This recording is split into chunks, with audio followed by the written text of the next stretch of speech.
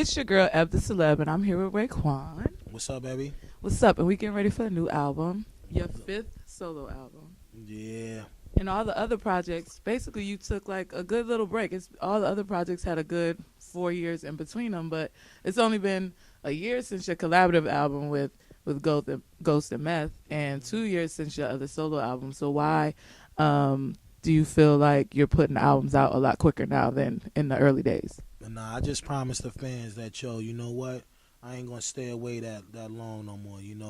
I really kind of like stepped into that web world and really got a lot of opinions that I needed to be voiced on, and kind of threw me back in the right perspective. And I just told the fans, like, for now on, I ain't staying away that long. And on top of that, it's like I'm in a great space in my life right now. I feel like the music is getting better, and I'm actually going back into what I love to do. Maybe it's the production I'm finding, maybe it's the support from the fans, but whatever it is, I'm loving it right now, and I'm blessed. Now, you had said a while back that this was originally supposed to be a Wu-Tang album, so why didn't that happen? It was, well, before, when it was going to be a Wu-Tang album, it was something that was a thought. I was definitely the one to initiate it, but Cats wasn't really, you know, it was so much going on that we knew that wasn't the time to make it. But I still managed to be in love with the thought of it, of calling it an album, you know what I mean? So I wound up taking it on for myself and saying, well, I'll name one of my next albums Shaolin vs. Wu-Tang. But the thought was initially because we wanted to make a greater album than, 8 Diagrams at that time. We was depressed about that album, and there wasn't nothing we could do about it. So our thing was to come back with something as striking as that to really get that off of people's minds, though. You know what I mean? Because when you're dealing with 8 brothers, sometimes it becomes a war. A war of words, a war of minds, a war of egos, and it gets kind of like frustrating for us to be able to get somewhere because, you're always looking at what you did back then to appreciate what you're doing now, but it's hard to go at the Abbott, you know what I mean? The dude who brought us all the love in the game. So, that was something that dudes wasn't ready to deal with at that time. And me having Cuban Links as being the next album, hey, yo, hold up.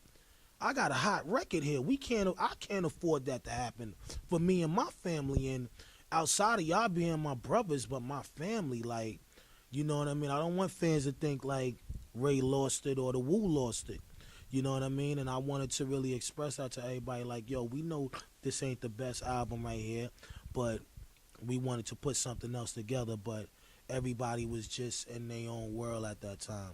So I just kept the title name, and I kind of like brung even more of a greater sense of making it out of it because I felt like that's what was going on in my personal mind. Shaolin versus Wu-Tang. Me being from Shaolin, me being a hip-hop lover, me being so much radiant to being successful that I got to know how to separate what's good and bad for me. That's the mental against the other side, the flamboyant side, the ego side. And that's what's going on in the album. It's just two schools. They don't get along, but they from the same part. They just don't get along. But at the end of the day, they come to soon realize that they are one. And that's what the album is about. Okay, now speaking of Wu-Tang and the family, if you had to exclude yourself lyrically, who would you say is your favorite member and why? If I had to exclude myself, who would I say my favorite? Wow, that's a ill question because I never look at one being better than the other. But if I could say that, I probably would. This is just gonna make that man ego just fly right now. You know what I mean? Because he might think, yeah, break out, because you know who gonna hold it down. You know who gonna hold it down. I would say the RZA. Okay. I would be the RZA. I would want to be the mastermind and put everybody where they need to be. Okay. Now speaking of the project, what's your favorite track on the project? That always been one of my hardest things to answer. Like when it comes to making a full body of work, like I can't say one is better because this one may hit me for 3 days and then I get to this one, I get to loving this one as well. So I can't really say, but the main title track, Shaolin vs. Wu-Tang, is one of my favorites. That's definitely one of my favorites. You know, produced by my man Scram Jones, who definitely gave me that RZA sound that I needed, that Wu sound. I wouldn't even call it RZA sound. I would just call it that Wu sound. You know, this album was definitely designed for people that love that type of rhyme beat, that pattern. You know, we wanted to make sure that they get the same sound again. And Scram Jones was able to come in and play his supportive role with that. Now this project comes out in March. Is it true that Cuban Links 3 is gonna come out this year too? You're really gonna drop 2 albums in 1 year? I mean, I am dropping another album this year, but I never said that it was Cuban Links 3 or nothing like that. That's a myth right there, and please don't get the world excited about that one yet, because they'll be on my ass for that one. But nah, that's not in my makings right now. But it is another album that I got that I feel is gonna be a great album. You know, it's gonna be more street but still strong album. That's coming up next. It's just gonna be a banging album, but yeah, it's too early to say what Cuban Links 3 is gonna come.